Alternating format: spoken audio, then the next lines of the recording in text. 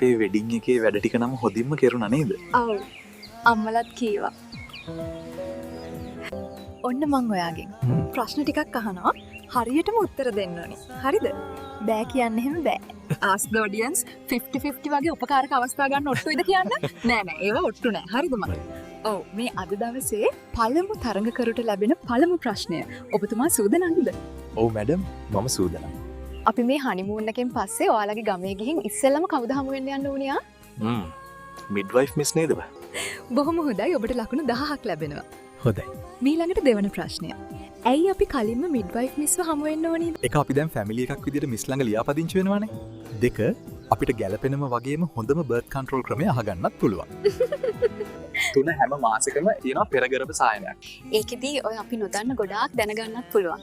හතර අපි චුට්ටෙක් බලාපොරොත්තු වෙනවා නම් මාස 3කට කලින්වත් ඒවා ෆෝලික් අම්ල පෙති බොන්න ඕනේ.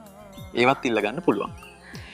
පහ අපේ ලෙඩ රෝග මොනා හරි තියෙනවද කියලා බලා ගන්නත් පුළුවන්. මට මතක විදිහට. ඇති නතර කරන්න අනේ ඕක. ඇයි පැටියෝ මම මුකුත් ඔයාලට හිතේ දෙන දෙයක් කීවද? නෑ අනේ මට බය හිතුණා. ඔයා කොහමදද? ඔය කලින් කරා වගේ පිළිවෙලටම දන්නේ. මතක නැද්ද ඔයාට අනේ මම ෆයිනල් ඉයර් ප්‍රොජෙක්ට් එකට කළේ සතුටු පවුලේ ආරම්භයට පවුල් සෞඛ්‍ය මිස්ගේ කාර්යභාරය කියලා ටොපික් එකක් නේ.